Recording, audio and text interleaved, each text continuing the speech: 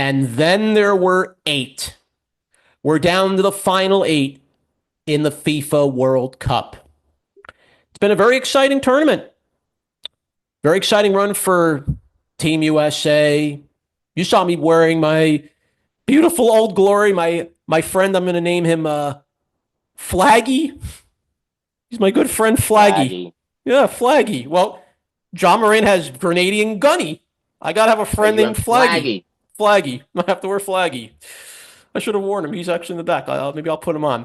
But anyway, Jonathan Perriente, Beast of the East, Mouth of the South, John Schiavone. This is Downtown Sports. This is where sports come home. And we need to bring back a good friend of ours, our soccer expert, our man that knows everything there is to know about the World Cup, FIFA. He is former host of New Yorker Sports Rant, the Mighty Sports Express podcast. He is Matt O Boyle. Joined us for the first portion with Rob Simmons of Professional Fanatics, and we have him here joining us to talk soccer with us. And it's been a very crazy week. It's been a very crazy week that led into the final 16, and now the dust is settled. We're into the final eight. A lot of storylines came up this week. And before we did talk about the Mbappe situation, but before we get to that, Nope. let's want to Well, start with that first? no, we got to finish that off Yeah, because finish that, sure. we teased with that. But first off, shout outs to the professional fanatics. Go to professionalfanatics.com to go to their Patreon. You need to sign up, get all the bets, get all the fantasy football advice. You can talk to me and Beast on their Discord. You know. Mm-hmm. Always open for discussion. Always open to hear what you have to say. So exactly. You want to sign up for that. Matt, what did you think of Robbie Boy? You know, wanted to put him through the ringer with you and have you evaluate his talents so that this way the downtown sports listenership could get your unbiased opinion of the young man. I thought he did a great job. He's very knowledgeable, obviously, certainly of the 49ers for sure, but I think of the NFL in general, I thought he did a great job. Yes. Excellent. So there you go. This is and Matt's a season pro. Certain. So if Matt's saying he's knowledgeable and knows what he's talking about, Absolutely. there's your seal of approval. Sign up for the Fanatic. So, All you need to know right there. so let's pick up from what we kind of ended the last episode with. We dove into comments that were made. Paraguay, the senator of Paraguay against Kylian Mbappe of France. France ended up Let's beating Paraguay 1-0 on penalty kick that Mbappe scored late in the 70th minute or so. bang.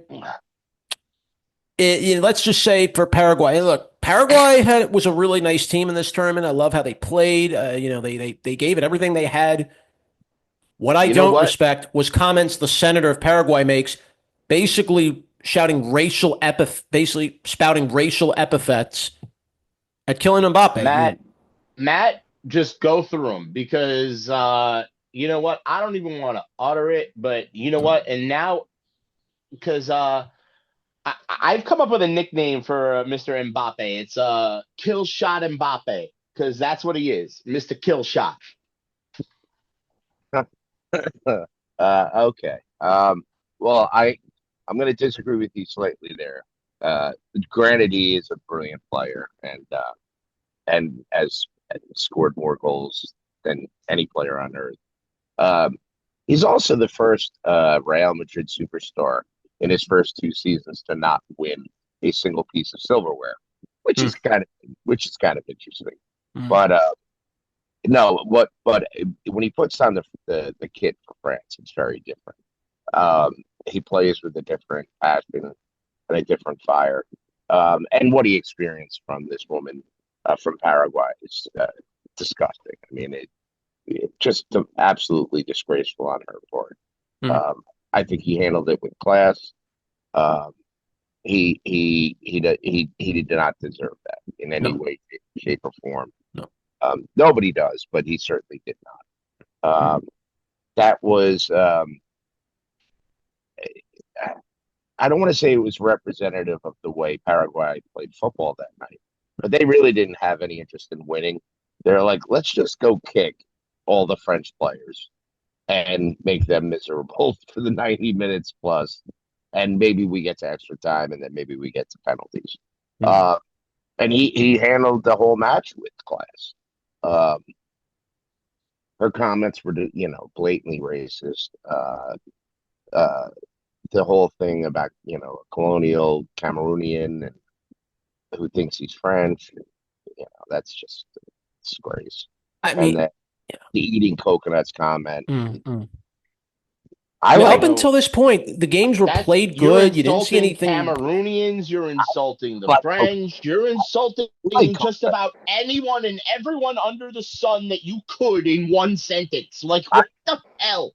I love coconuts. And just so like let's just like get rid of stereotypes. Like it's been something that has been brought up a million times about black people and watermelon. Well, I literally had a huge watermelon plate today, like as my lunch, like with sea salt. So like that. First of all, her comments are just completely inaccurate and they're racist. So, Yes. but whatever. Um, but yeah, look, I mean, there's been a lot of issues at this World Cup that unfortunately they seem to rear their ugly head every 4 years. It's almost unbelievable to think that we would have a World Cup without scandal and incidents of racism or whatever it might be, religious bigotry, whatever it is. It's almost unthinkable for that to happen. So, Yeah. am I surprised? No. Am I disgusted? Yes. Um, Paraguay had, no, look, they played them hard, but they weren't the better team.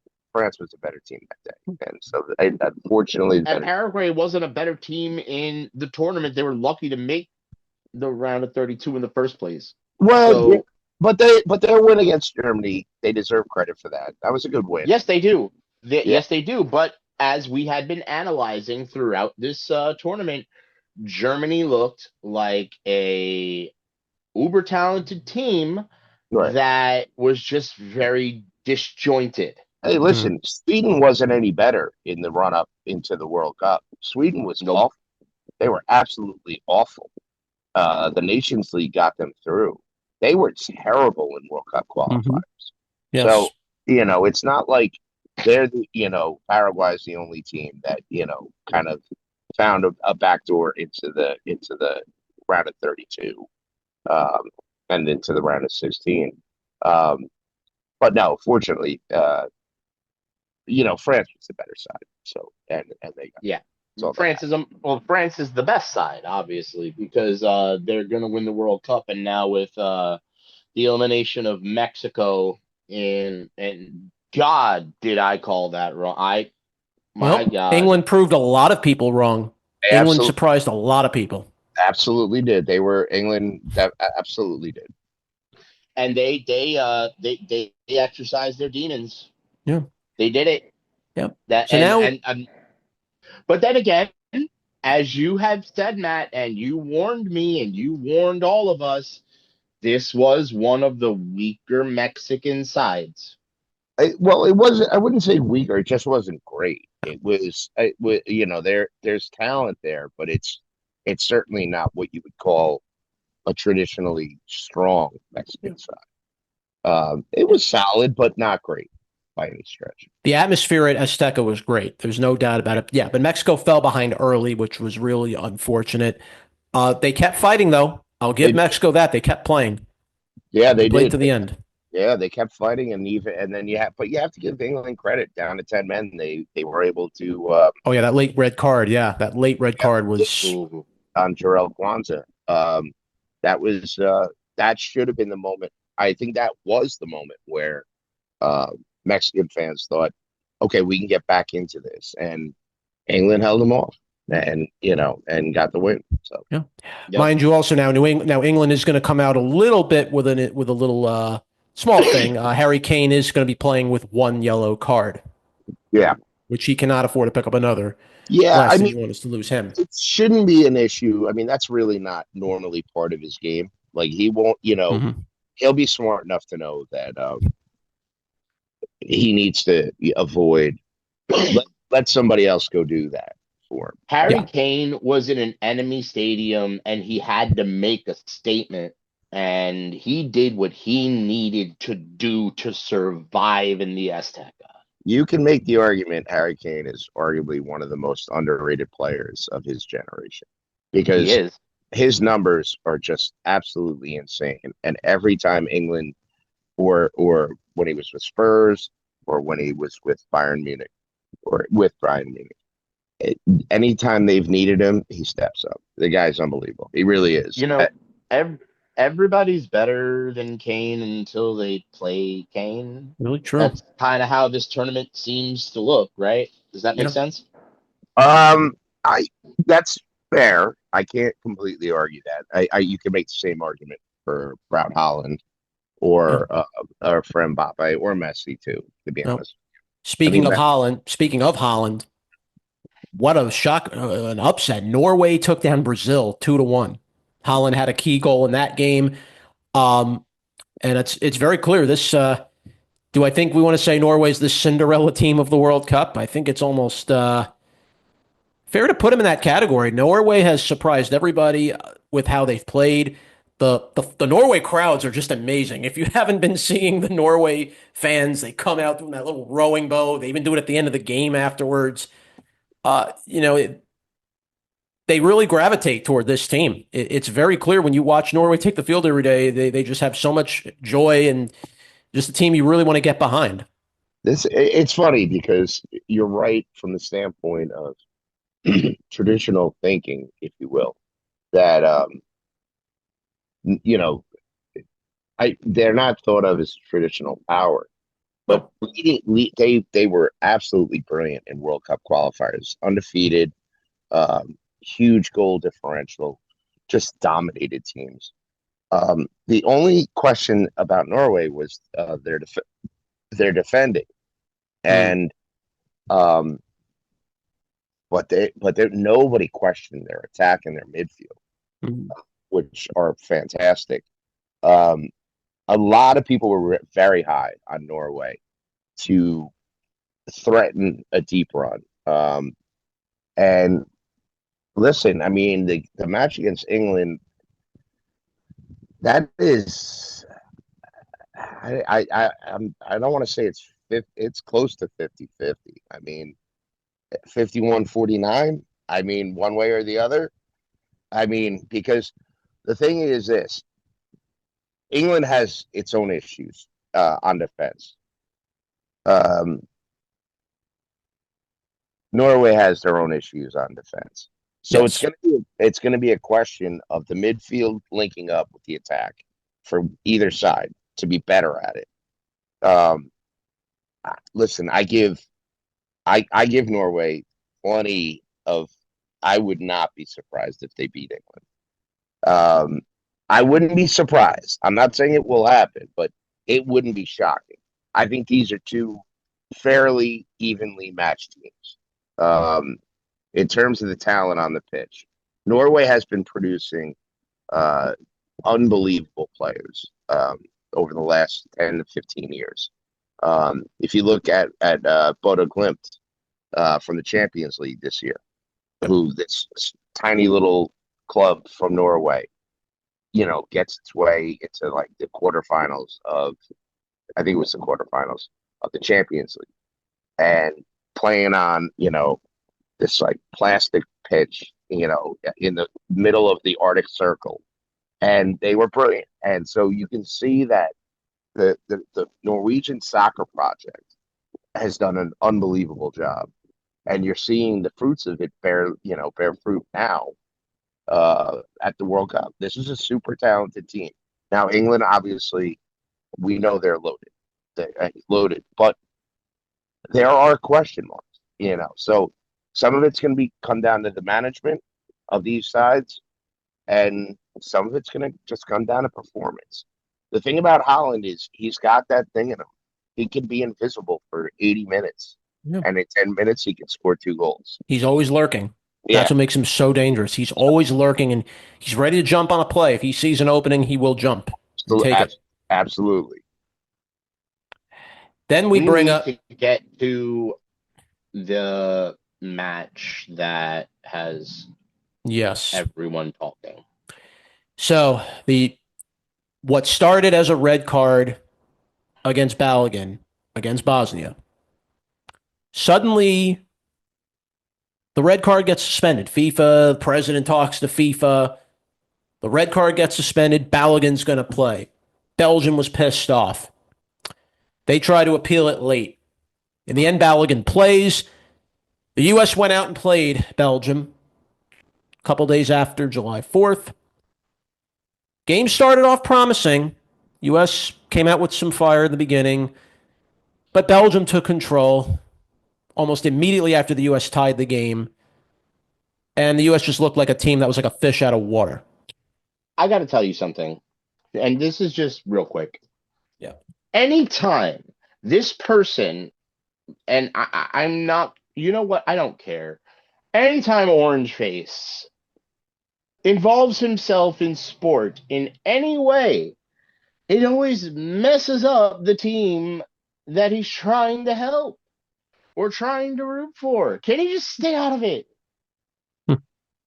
I Like, I don't think that had anything. I know it didn't, but it's just like, it's like, the whole superstition thing. First off, I knew Knicks in five because the Spurs were not letting themselves get swept. Yep. Because that team was just too damn good to get swept. Yeah. I'm sorry. Yeah. Anybody who had a fantasy of the Knicks sweeping themselves all the way through the finals needed to wake up. Yeah. But it's just, I think that literally gave the Belgium side a lot more fire. And then also, I had asked you a question at the end of our last interview about, was this Belgium waking up, or was this just the other team falling apart? And now we see another case of, for a period of about 15 minutes in the game, Belgium made the other defense, and specifically the other goalkeeper, look stupid. Mm. Well, all right. First off, yes, I don't think the the red card was changed from a red to a 12-month suspension. Basically, he can't pick up another yellow card or whatever it is. Okay, whatever. The other thing too is the United States were just poor. I mean, we can just we can try to look beyond. I just watch the match. They were just poor. Yeah. They were. That's it. Was as simple as this. I mean, Christian Pulisic is being spit roasted on the fire right now by Landon Donovan, Carly Lloyd. Mm-hmm. You name the soccer pundit. Even Thierry Henry. Yeah. Yeah, I mean, absolutely being skewered by them. The He whole was team. hurt. He was injured. No, but their point was his comments after the match was, "I'll be okay now. I can rest." They were like, "That is not the way you respond." That came very turn No. off. That basically just said, screw you, United States. Did he try to sabotage? Now, does it give the idea that he He tried to basically, that sabotage was the team? basically, hold on, that was basically Eric Cartman saying, screw you guys, I'm going home. Yeah, all he had to do is just, the point was, and look, I don't love everything that comes out of Landon Donovan's mouth, but he was right. He's like, you would have had to drag me off the pitch, and I would have punched the doctor in the face. Because Landon Donovan played like he gave a crap. Yeah, He played like he gave a crap every day. He was U.S. soccer for 20 years. Like, yes. You wrap your ankle and you hit it with that freeze spray before you do it, and you go out and fight. And look, unfortunately, at 2-1, Matt Freeze had an absolute meltdown, which was one of those things that I'll never quite understand. I turned the match off. Well, that third goal he gave up was unacceptable. That third goal was unacceptable. Well, that was The the one. first goal was unacceptable. Well, yeah. Well, also we were letting Belgium just kind of get into our territory so easily and so quickly. Yeah, but the one that he gave up when it was 2-1 and it made it 3-1 was just Yeah, there's that's the third goal I'm talking about. The one where yeah, he had the ball, then he muffed kicking it, and then yeah. Belgium just jumped on it and scored. All you had to do is huff it up, you bump it up the pitch, and let the team reset, get behind the ball, get back into formation, and he panicked, and that was it. He Once you plays in did, MLS. He plays in MLS. He doesn't play internationally. He plays in MLS. I Does know, the I keeper? know, I know. But once you got to 3-1, you're like, yeah, Yeah, they're not yeah, coming back from this. yeah. No way. So now I have a question. Belgium had similar effects on their first opponent in the round of 32. All of a Senegal. sudden, Senegal just looked like they didn't know their head from their butts. Like they were making similar types of mistakes. Is there anything Belgium's doing in particular to mystify their opponents? Because it doesn't look like Belgium's doing anything in particular I could say this to for all the make their countries. opponent play more poorly. Is I there could say this for a anything lot that of the we're African missing on the countries. Belgium side? I could say this for a lot of the African countries that have been playing in this. They seem to kind of give up the game like right when they have control of it. It's been happening it's a All right, pattern I've been but seeing. I get it, but like what I'm trying to say is with Belgium specifically, because now they've done it with Senegal and now the US. Is there anything Belgium's doing in particular that's different or weird or what's been happening? Is there Well, anything on the Belgium side that we're not seeing? well, when against the United States, they were just the better side. I mean, that's not even a question. Well, yeah. Against Senegal for 79 minutes, I think it was. Senegal was clearly the better side, and Senegal is extraordinarily talented. They were the AFCON champions until somebody made it an executive decision and gave it to Morocco. But um, they are extraordinarily talented, and they have a ton of energy, ton of pace. Um, the introduction, I have to give the manager credit. He brought Rudy Garcia credit. He brought on uh, Romelu Lukaku, and he changed the game. Had the Uh, late goal to end the game. Had the yeah, fourth goal as well. he got the first one with his physicality, and then the second one was Tielemans, and Yep. then the third one was Tielemans as well. But the Hmm. introduction of Lukaku when they brought him in changed the game. Um, Senegal just didn't have the legs or the strength to deal with Yeah. his size and his physicality. Yeah. And he's had an up and down career, but when you see the best of Lukaku, he's a Yeah. very talented player. And yeah, but with the U.S., they were just the best. Belgium was just the better side. So I guess I got to ask, where does the U.S. go from here? I mean, Pochettino, got him to the final 16. A lot of people will say, hey, the U.S. they did something. They got to the 16. They should be proud of that. It's an accomplishment. They should be. But where do they now go from here? Does Uh, Pochettino stay here? Is Pochettino still going to I, coach this team? I don't, I don't, Yes. I don't think he does. He's only been here for not even 1 year, No, and we're going well, to get rid of him. 2 years. No, it's Two not. years. Excuse me. His contract is up. Oh, I still think Hmm. you give him another shot. I think he got the No, U.S. to play a different style of soccer that we haven't seen him play before. I think he wants. I think he wants club football, and he'll get big. He'll get a big job. He'll get a big job. It's not like he's going to go sit at home and twiddle his thumbs. He'll get a big job. I don't think he has any desire to wait, 2 years for the Copa America or 4 years for the next World Cup. I think he's like, I dipped my toe in the international water. Now it's time to go back to club football. I just can't see it. I can't.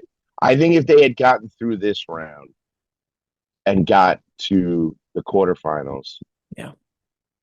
Didn't they and, throw a whole bunch of money at him? yeah, but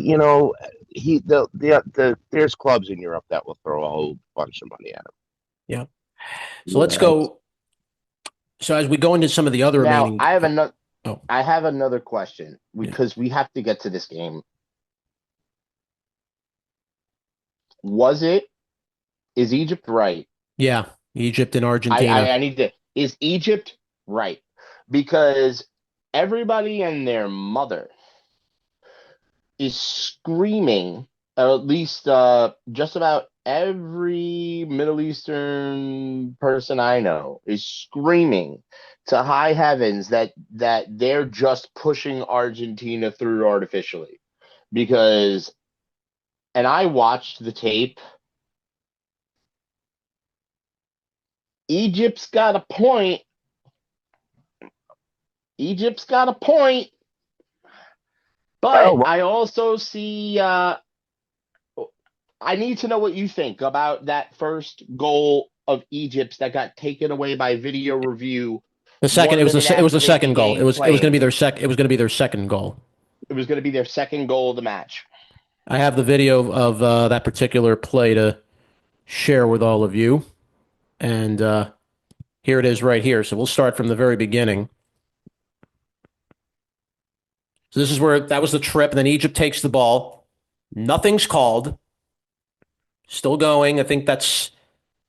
Believe that's Salah. I don't believe that's Salah. That's I forgot who in Egypt that was. Okay, no, there's Salah. There's the pass. Bang, goal. Okay, that was they didn't call anything. Up until this point, they called nothing. That goal was going to stand. That was a good goal. Then VAR. yeah, I can't disagree with you. There's nothing. They're not even near the penalty area. This is on the other side of the field. They weren't in a scoring situation. No. And Egypt's It, coach hasn't relented since this loss. He's been saying, "Oh, they were setting up for Argentina to win. They didn't want Argentina to go home. We were the better team." From Hassan, he's been saying it in the moments I after the game and days see after it. Egypt. I see their point. I see their point. Yeah. I really do. The only thing is, I would say perhaps, maybe there was there a tiny push. Oh no, there was a tug on the jersey, is what it was. They pulled him down. Enzo Fernandez, I think it was. Um, but you, Ooh, yeah. I What look, about I would, but if it's not, that's 20 seconds later that goal is scored. right? Yeah. Yeah, yeah, and it no, I VAR overstepped, Referee should have blown a whistle right there. If that was going to be a foul, he should have blown the whistle. or don't, you know, And they didn't but blow the whistle. They didn't. you know, That was ridiculous. oh, welcome to the world of FIFA and Gianni Infantino. I know FIFA's That had guy needs its to be You think fired. FIFA's had its Fire him controversies that immediately. they called fired? out the ref. Also, they were calling out the referee for this game. He was a Frenchman, by the way. The referee was Hold from on, can this France. guy not be fired, Matt? I don't know He's exactly how this works. more power than Roger Goodell. What? Yeah, He's got more power than Roger Goodell. Okay, Matt, you have the floor for about 3 minutes. You need to no, explain exactly how much power this human being has. he's not going anywhere. He's not going anywhere. It's that simple. I mean, they want Messi to go as far as he can. It's as simple as that. I'm not saying it's fixed because I'm not saying that, but they're gonna accommodate Lionel Messi as much as they can possibly accommodate him.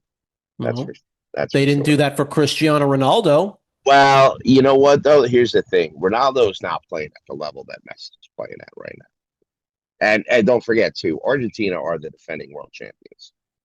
You know, like I don't want to say there's a difference, but there is a difference. Even though I just said I don't want to say there's a difference. There is a difference.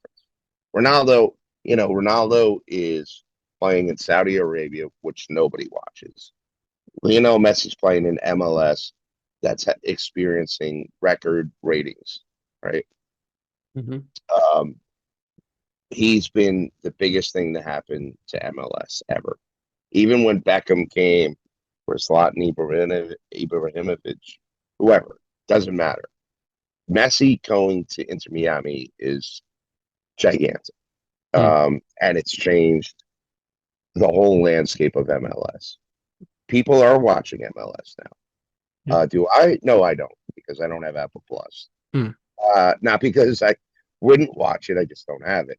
But um, Messi's still playing at an elite level. That's the other thing too. Um, he's put up some of the best seasons in ML. He put up the best season in MLS history by far. He's at this World Cup. He might still end up winning the Golden Boot, Very and possible. Very and, possible. and conceivably could go back-to-back World Cups. It's not out of the realm of possibility. France is probably the best team, but Argentina is very good. So, No doubt. you know, they they treat this very much as a TV show. Yeah. They want ratings. The crazy part is even after Egypt's second goal got disallowed, they did end up scoring the second goal. They still went up 2-0, Yeah, and within 13 minutes, yeah, 13 minutes, everything for Egypt fell apart. yeah, yeah. And you just Yeah, it was a rough. That was a and there you rough. have to say to yourself, did Egypt just collapse at the end? I mean, other Uh, than was it they just fell apart at the seams? I mean, just what happened? I think it was a little bit of everything. I think one of the things we've seen with Argentina is that they are dogged fighters. I mean, they will kind of coast through parts of the match, but the minute that a friend of mine actually on a group text that I'm in, um, it wasn't in the Egypt match. It was in one of the earlier matches. I think it was against Senegal, Mm. and when Senegal went up, my friend his comment was, "Be careful punching Messi in the jaw, because now he's pissed off." Like the minute he Poke the gets bear. mad, yeah, don't poke the bear. They are very much that kind of team. They don't really run teams out of the building. That's not their thing. Not the way like we've seen France do. Obviously not in their last match against Paraguay, um, but for the most part, I mean, France just turns on us, flips the switch, and they just start burying goals. Argentina is not that team. It's a dogfight for the most part. They have to And play a grind game. yeah, they grind it out, and then Messi usually gets the better of you. But in this case, it was, you know, uh, not just Messi, Cristiano. Martinez got that first goal coming off the bench. That was Yeah, huge. Lautaro Martinez and Christian Romero. Hmm. So it was more of a collective, but you always have that thing where, people who don't watch a lot of soccer will watch, they'll do like a video where it's just focused on Messi. And he just kind of walks around a lot, if you notice, right? And people are like, oh, he's not doing anything. No, he's just sizing up the competition. Yeah. Well, he's He's had to learn that technique because he's 39 now. He has to learn to kind of wait for he your moment now. He's not that that's speedy guy he once yep. was. He just waits and he You know practices. what you have to do when you look at soccer? You have to think of the guy that's standing around. Like, equate it to an NBA point guard planning out an attack, planning out the next play, how they're going to attack the defense, who he's going to pass it to. Except in this case, you're the player that is planning out his attack. You're the off-ball player. You're the number two. You're planning how you're making your run to the basket, because once you make your run, the passer is going to get the ball to you so that you can kick it right into the net. That's your job. That's Messi's job. Well, So Messi, that's what he's sitting there waiting to do. I would say For Messi. those of you that are not World Cup or soccer experienced. Messi is like the 3-point specialist who's a great distributor of the basketball. He can do both. Like he kind of creates space for himself, Mm-hmm. and then he surveys the pitch. And if he decides it's my spot, then I'll take a shot. If I can link up with somebody and put a great pass through or cross in, then I'll do that. Like Messi just sees the game. Most of the time, these guys on the pitch are playing checkers. Messi's playing chess. He just knows how to move pieces around the board. There you go. And he's made it work, and he's still obviously will go down as one of the greatest ever. There's no doubt about that. Yeah. Uh, let's move on to the last couple games here. We'll kind of speed through these. Obviously, Portugal falling 1-0 to Spain. Tough way for Ronaldo to go out. He's had a storied career. He said this World Cup was it. It was tough. I mean, tough, but I mean, Portugal had, let's be fair, they had a ceiling, and the ceiling was very imminent at the end of this one. But tip your cap to Spain. This is what they do. They can Yeah. stay with you. You give them a one little moment, they can take advantage of it. Yeah. Roberto Martinez, there'll be a lot of criticism over the years because he stuck by Ronaldo when it was clear that the legs weren't there anymore. That he can only contribute so much. Now he's still a great goal scorer, but he can't run, he can't defend. He doesn't create for other players. Um, there, we talked about this, I think, in the last podcast. The rumor is that he's been linked to be the new head coach of the club that Cristiano Ronaldo plays for in Saudi Arabia.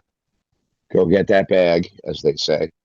But he stuck with him when a lot of people who know much more about the sport than I do were like, you should play Goncalo Gomez. I think it's Ramos. No, Goncalo Ramos. I think it is. I'm terrible with names. And Roberto Martinez stuck with him. This Spain side is very good.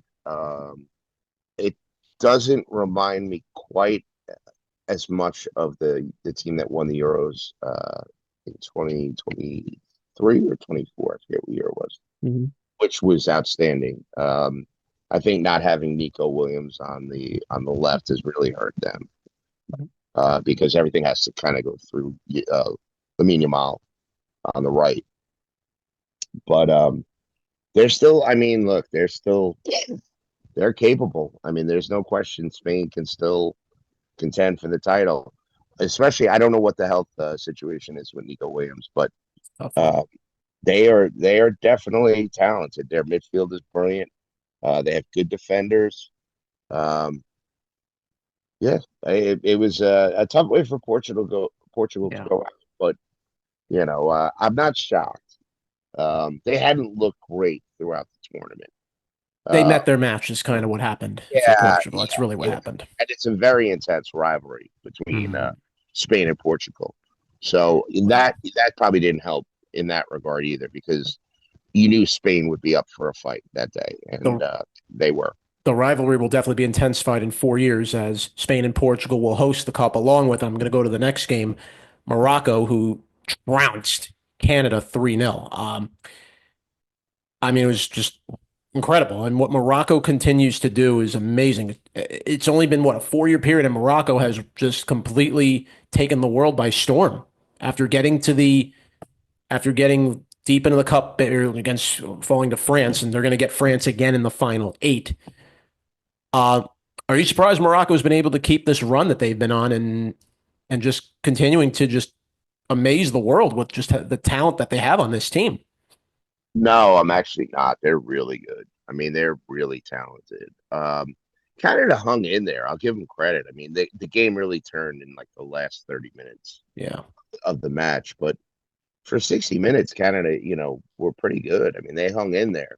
But yeah, Morocco's unbelievably talented. I think his name is Bouadi, is one of the players that has already become the belle of the ball from the World Cup.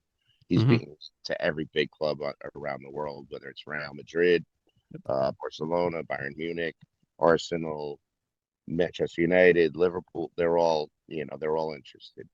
And no, they're Morocco's very, very good. I think it was they got to the Yeah, semifinal. No, that was in the before they fell to France 4 years the, ago. the last World Cup. Um, Yes. yeah, I mean, so this is a team that's already shown enough quality to, to get that far, to be in the Final Yeah. Four. Um, so no, I'm not. I'm actually not surprised. They're very good team. All right. And now the last one, and this is the game where we thought they could a team that was going to be a sleeper. Game ended in penalty kicks. Colombia, Switzerland. It was scoreless. Came down to penalty kicks, couple of misses, and Switzerland pulled it out, beating Colombia. And this is a team you had mentioned about a week back that was a sleeper team that could give a lot of teams problems. Are you stunned that Colombia had an early exit? I'm not stunned because I know Switzerland can be tough. Yes, I would have picked Colombia. No, I did pick Colombia.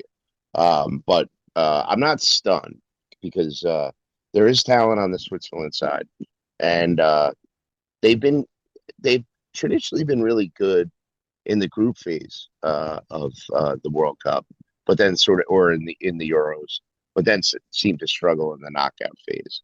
But they I give them credit. They battled and fought.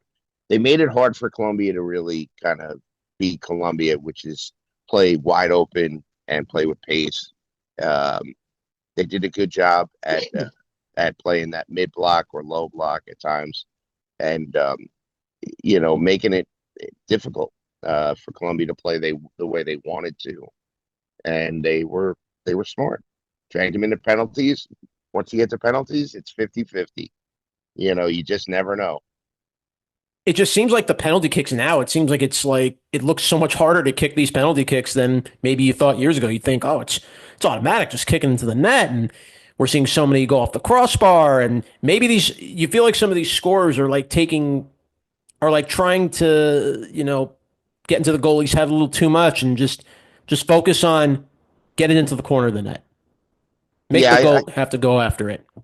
I think there has definitely been a, a change in the philosophy. The stutter step is a bad move.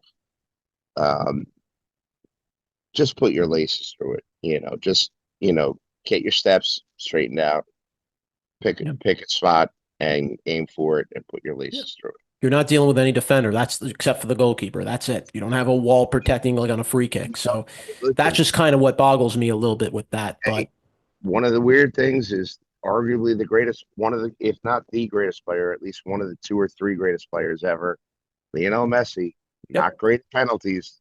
stop You saw twice. that? Yeah, yeah, not And his, Egypt had a stop on him in the loss 3-2 as well. uh, not his strength. So it's a weird dynamic, but um, yeah, so I give Switzerland credit. They played really, really well. They had an approach that they decided on, which is we're gonna try to eliminate Colombia's strength, which is their pace, and we're gonna try to make them break us down, Yep. with finesse. And that's not really how Colombia wants to play. No. They want to play physical and then hit you on the counter with pace.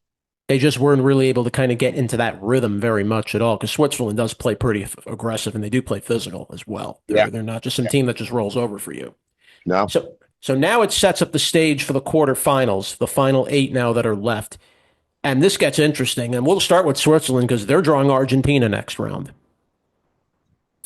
I don't know how Switzerland's going to fare against Um, Messi. bye, You think it's bye, goodbye? bye. Argentina is very lucky that they've gotten this far. They barely They squeaked shouldn't out be victories. here. They I mean, barely they squeaked out shouldn't be here. Cabo We Verde. They watched barely the squeaked tape. out Egypt. We saw the tape. They shouldn't be here. Yeah. I mean, by all rights, they should not be here. Uh, although, Matt, question: Do you think Argentina would have? Do you think if that extra goal would have been on the board, it would have mattered? Um, it would have definitely had an impact. I don't know that it would have prevented them from getting back into the match. I mean, but would it have mattered? Yeah, it certainly would have, of course. but I don't think that would have broken Argentina's spirit and they would have just folded. No. Right. I still think they would have gotten it back to 2-1 at some point because I don't think Egypt would have gone for the throat and go for a third. But I think they would Oh, have you figured. think they would have stopped at 2-1 and it would have No, been no, the same match we I saw? don't know at 2-0 when if that second goal had counted, I think they would have. I think they would have kind of played more of a defensive style. But I think Argentina would have definitely made it 2-1 at some point. Mm. Um, and then now it's you're close enough if you're Argentina that you go full throttle and you go for that second goal and then And you now we're figure back to the same yeah situation as before. yeah. Well, I mean, I listen. I do think it hurt Egypt immensely, um, but I don't think the match would have been over at 2-0. Fair. Definitely fair. So now, as we get to the next one, then we talked about Norway and England a little bit. This could go either way for me. I think we said 50-50 on this. I wouldn't sleep on Norway. Definitely don't sleep on them against England. I wouldn't sleep on England either. You feel like this is going to be a bit of a slugfest. Yeah, absolutely. I mean, I I really I am I'm for, lost for words because I think like we've seen like England's best performance I think of the World Cup so far was against Mexico. So if we're basing it on that, that's the most recent match. That's a good sign for England because they showed a lot of heart um, going down to 10 men in a very hostile environment. Um, I think that's a tremendous performance for England. Um, but it's like the old baseball cliche. You're only as good as yesterday or today's pitcher. Right. So we'll see. I mean, it was a brilliant performance from England, but they have to show it now against a very talented Norway side. And Holland's going to be lurking, Yeah, waiting. yeah, absolutely. Kane is the same way. Yeah.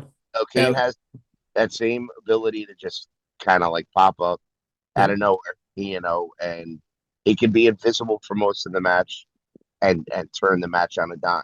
And you got Jude Bellingham sitting there. You have Jude Bellingham in the back as well, so they can cause a lot of problems Yeah, I for mean, Norway, no doubt about it. yeah, Bellingham's been great. We saw what Harry Kane did against DRC, where they're up, and then all of a sudden Harry Kane just decides, nope, not anymore, Hmm. and just goes out and scores 2 goals, and and Bellingham's been brilliant. They're going to need some other players to step up, and they're having a lot of issues with injuries in the defense. So whether or not they can get any guys healthy, because they obviously they won't have Kwanzaa unless Trump steps in. Yeah. No, but they at right back they're having a little bit of an issue. Mm-hmm. Chet Spence has been playing there, but he's not a natural right back. Mm-hmm. Uh, so that'll be that's it. There's some interesting tactical aspects, but I think it's like a 50-50 match, really, honestly. And then I, yeah, sorry, go ahead. I'm Finish. gonna I'm sorry. I'm gonna go with the Irish boy in me. Go Vikings. I'm taking Norway. All right. Love that. All right. And then that brings me to So, Spain and Belgium. That will be interesting. Belgium's been down a couple of their best players other than Lukaku, who's been key for them. But do you see Belgium being able to kind of get by like they did against the US and Senegal? Can they do that against Spain? um, I don't think so. I think this Spain side is starting to find its feet. Um, they're not perfect, but they're very, very good though. And I think that they have the ability with their midfield, um, and then at least having Lamine Yamal in the attack. Mikel Marino, who scored the game winner against Portugal, Um, they have players who could make an impact other than Lamine Yamal. If they could ever get Nico Williams back, that would help immensely. Um, I think Belgium. I think they definitely took what happened with the Balogun red card personally, no question. Yeah. But I don't know that they're capable of beating Spain. It's just not going to be enough. At least I don't think so. But Yeah, I think Belgium Spain. surprised me, so I wouldn't consider Belgium out of this, at least in my book. I And then mean, let you know what though? Here's the thing. They've 2 games in a row. They've scored multiple goals in stretches of 10 minutes against two different quality teams. I know the US played a terrible game, but you know, still there was 15-minute stretches where Belgium just banged in a yeah, couple of goals especially in the late in minutes, 15 minutes, in the late minutes in late especially. minutes of games. Yeah, So they wait till you're to me, exhausted. They feed on the other team getting tired. if they could do that to Spain, That could be trouble. I think the difference is Spain has a midfield that can really control the tempo Mm. and the pace of play. Uh, with like a guy like Pedri, Rodri, Gavi. You have those kind of midfielders that are all world class. They can go slow if they need to, and then they can also go fast if they need to. I just don't see it. This is not. Granted, yes, the performance against the United States was great from Belgium, um, and they are in the round of 8, of course, but I just don't see it. Last but not least, the rematch from 4 years ago. It'll be tomorrow afternoon's game, 4 o'clock, Morocco, France. Does Morocco get its revenge? Do they beat France this time? Oh, Or that is. I don't think they do, but that's only not so much because Morocco's not very good. I think against a lot of these other teams, I would certainly give Morocco a very good chance. I just think this France side is just so loaded. Um, I know that it was only 1-0 against Paraguay, but I just that front four of in attack is just phenomenal. Whether it's you know Dembele on the right, Mbappe down the middle, Doué on the left, and Olise behind Mbappe. it's tough. Those four guys, that's just that they're destructive. I until I see them lose, I'm gonna believe they're gonna win every match because Yeah, they and have I been. understand. I completely I get mean, it. I know it wasn't a yeah, dominating performance against Paraguay, but other than that, for the most part, they've been pretty dominant. Mhm. And Paraguay, that was what Paraguay wanted a street fight, and that's what they got. They went out there to kick France players, all over the pitch if they could. Morocco won't do that. Morocco will want to play. While they're very good defensively, they're going to want to play Of against course. France. They're going to want to take their chances. And I think when you do that against this France side, I think it's just you're playing with fire. You That can't give Rahimi space. You can't. Well, you don't want to give Rahimi any space, and then oh you also. yeah. No, absolutely. You don't want to. There's a lot of players on Morocco that Hakimi for sure is one. He'll make those marauding runs down the right hand side. Um, but I look, it it wouldn't be the upset of the century, but I'm going to go with France. I think if it goes to penalty kicks, I'm really being very Well, hypothetical with this. oh well, hey, listen, if it goes to penalty, any teams that go to penalties for the most part, you just never know. I feel like Morocco's got the good edge as far as that. We've seen what Bono can do behind the Yeah, net. He's yeah, a he's been tremendous goalie. been excellent. Yeah. And they're going to need to rely on him to make some big saves. I think you're going to see a lot of Mbappe marching down the field and testing Morocco early. Well, I think, kill God and Mbappe. I also think just one of the things that they have to do is they got to run the offense through Elise. he's been the magician in the midfield for them. His ability to pick out passes and find channels for Mbappe or Dembele or Doué or Barcola to run onto has been, it's like he's got a third eye kind of thing.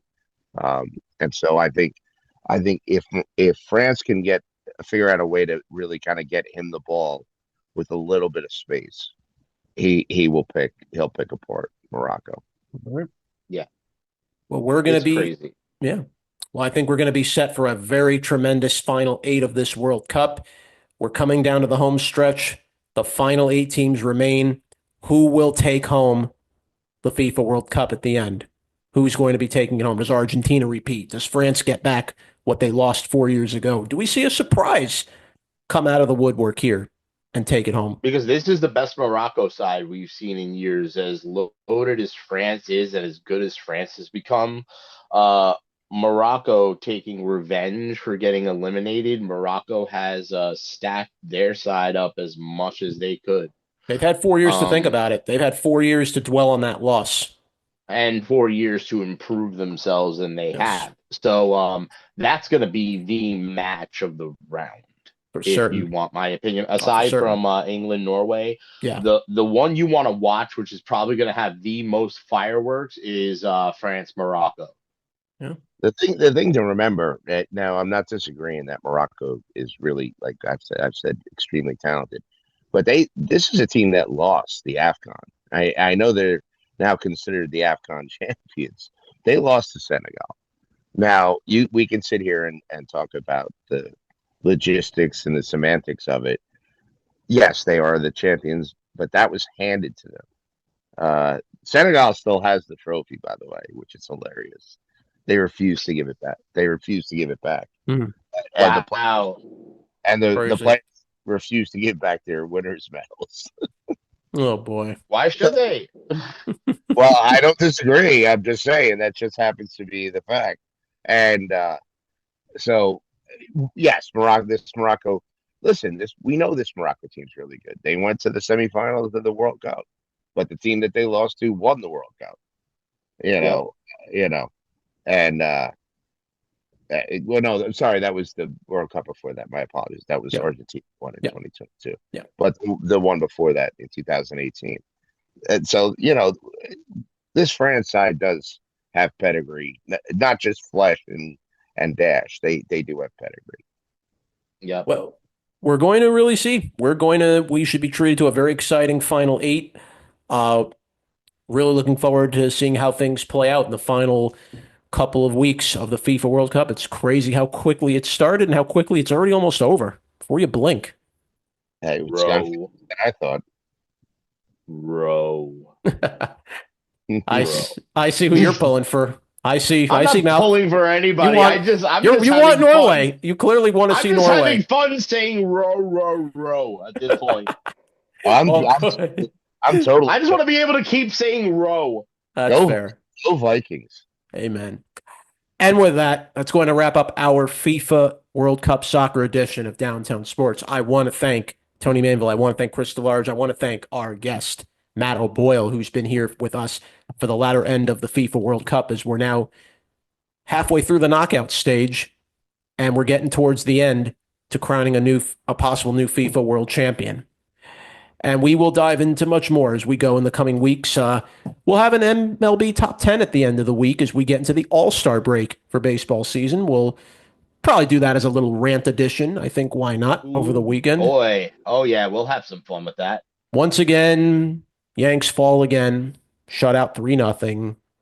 Mets are in a 1-1 tie. Who knows where that's going? Matt, how fun is it being a baseball gypsy? I'm about to convert. Well, don't do that. No, I listen. It's less stressful. I don't know if it's fun, but it's less stressful. Just watch baseball because I love the game. Yeah. Yeah. Well, we have our thing to say about that. But anyway, You can listen to Downtown Sports. We're on 24 different platforms. We're on Spotify for creators, Apple Podcasts, Google Podcasts, Castbox, Bullhorn, Podbay, Listen Notes, Podcast Addict, Verbal, Castro.fm, Stitcher, Amazon Music, Audible, Podvine, Podyssey, Odyssey, iHeartRadio, Podchaser, TuneIn, YouTube, and on TikTok. Episodes, rants, digital market battles, specials every week. We are Downtown Sports, and we are where sports come home. You know what? I am so glad this World Cup has been so compelling, has been so fun to watch because I'm a Met fan, and the orange, all the power of the orange and blue had to go to the basketball. I bleed orange and blue, okay? Mhm. All the power had to go to the basketball. I understand, because the baseball orange and blue product in this city is just.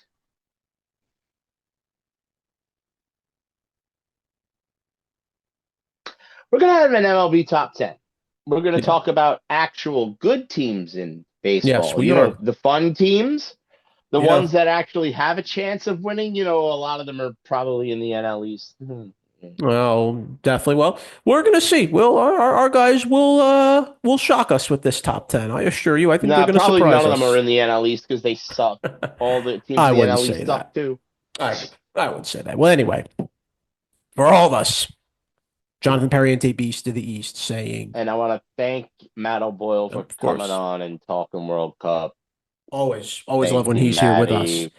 Always my pleasure, guys. All right, Jonathan Perriente, Beast of the East, saying goodbye and good night.